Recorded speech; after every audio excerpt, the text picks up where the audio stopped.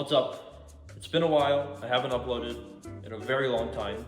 I didn't want to do something super complex, so we're making chai. Now, obviously, we have all the stuff for chai right here. So the thing about chai is you want to make your chai in essentially containers that you're going to be drinking out of. What I mean is that this is the size cup I'm going to be drinking out of. So I did half milk and then 3/4 water, mainly because a decent portion of the water is going to evaporate during the cooking process. So we're going to get this right here, and we're going to get it on just low heat. Don't want any super high heat. And we're just going to put this water in. There we go. I messed that up a little bit, but we're fine. And another reason why I'm making chai is because I'm going to talk about the Strategic Arms Low Limitation Talks, also known as the SALT Treaty. Now, initially, we had SALT 1. SALT 1 was signed in 1972, mainly because the US and the Soviet Union were essentially trying to out-weapon each other, and they were making a lot of missiles and nuclear arms. And this led to a lot of tensions about there being a super serious nuclear arms race and just a lot of danger in general. So this led to the SALT 1 Treaty, which was signed by President Nixon and the Soviet General Secretary Leonid Brezhnev. The aim of the SALT 1 was essentially to limit ballistic missile production and usage of both sides. Also, while doing this, we just want to get the water pretty hot. I think this is around the decent temperature you want, and we can start putting our stuff in. So this right here is the chai masala. So this is what gives chai essentially majority of its flavor. It also means that it's very, very strong. Like, this is probably a plenty to put in. So that's where we're gonna get our flavor. Then we have the sugar, so we can get it a little sweet. I think around this much for one serving is plenty. And then here is the actual tea itself. I want to get around, I'm kind of eyeballing most of this, but get around this much would be pretty good. And put it in here. But that's really it in terms of, that's majority of the chai flavor that you're gonna get. Now, going on to the effects of SALT 1. SALT 1, the effects of it were, it had its two main limiting factors.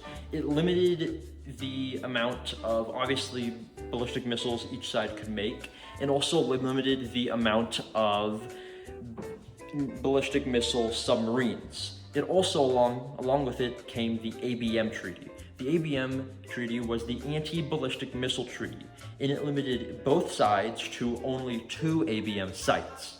So now we are going, you can already see that the water is getting plenty of color, and now we are going to essentially let it boil up, and then we'll put the milk in.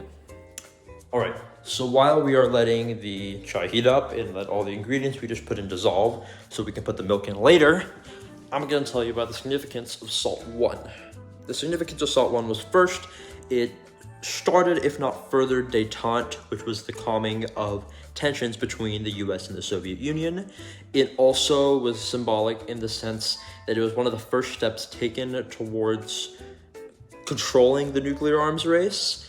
It also kind of set a precedent of how to deal with controlling any other arms race if it were to occur again in the future. So now you can see the chai is now boiling, and it's essentially, all the spices and everything we put in are now dissolving, and this is around the part where we put the milk in. Now, I know for tea, milk is slightly unusual, but not for chai. Now, going on to SALT 2. Now, the reason why SALT 1 didn't stay around, because it was already meant to expire in 1977. So this brought along what about talks about SALT 2. And while President Carter and again Brezhnev signed it, the US Senate never ratified it. And this essentially was a little odd because SALT II never really came through, for the reason that, of course, the U.S. Senate never ratified it. Also, yeah, both sides kind of adhered to the limits until the 1980s, mainly because the whole thing collapsed after the Soviet Union invaded Afghanistan in 1979, and it didn't really go through that well, and it wasn't very successful. Now, it did have limitations much more diverse than the SALT I did. It had limitations on like warheads and other types of missiles. So it was more diverse, but it still never came through. So now we're gonna let this we're gonna let it boil up and rise and go up and down 3 times. And once it's done going up there 3 times, you kind of want to make sure you get the consistency that you want. And yeah, then we'll go to the next step. So while we're letting the chai boil, I'm going to tell you about the significance of SALT II. First, I mean, it was pretty similar significance as SALT I, as it presented a time of calmness and furthered détente. It also laid groundwork for future talks, and it also was just another step into controlling the nuclear arms race. Now, it was different in one pretty fundamental way. When I was talking about how it laid groundwork for new talks, well, SALT I laid groundwork for talks that didn't necessarily happen. You could say that it laid groundwork for SALT II, which it pretty much did, but SALT II laid groundwork for a whole nother talk called the Strategic Arms Reduction Talks, also known as START talks. Now, this was a whole nother talk that happened, of course, regarding to the reduction of strategic arms, but its groundwork was laid solely from SALT II. So that's one of the things that SALT II did pretty significant compared to SALT I. So now it's been boiling for around 5 minutes. It's gone up and down about 3 times. And now we are going to strain it, get in the cup, and then our chai will be ready. All right, strain the chai out. Might as well taste it now. Pretty good. Yeah, I like that. And obviously what we put in here is not exactly what you have to put in. This is just the basis. You can obviously put ginger, saffron, mint, and you can change the amount of stuff that you put in according to your taste.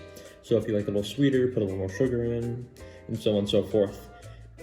And they're going back onto SALT I, SALT II. The overall significance of both of them is that they led to a general time of peace during the Cold War, or really just détente, which was just the calming of tensions between the US and the Soviet Union.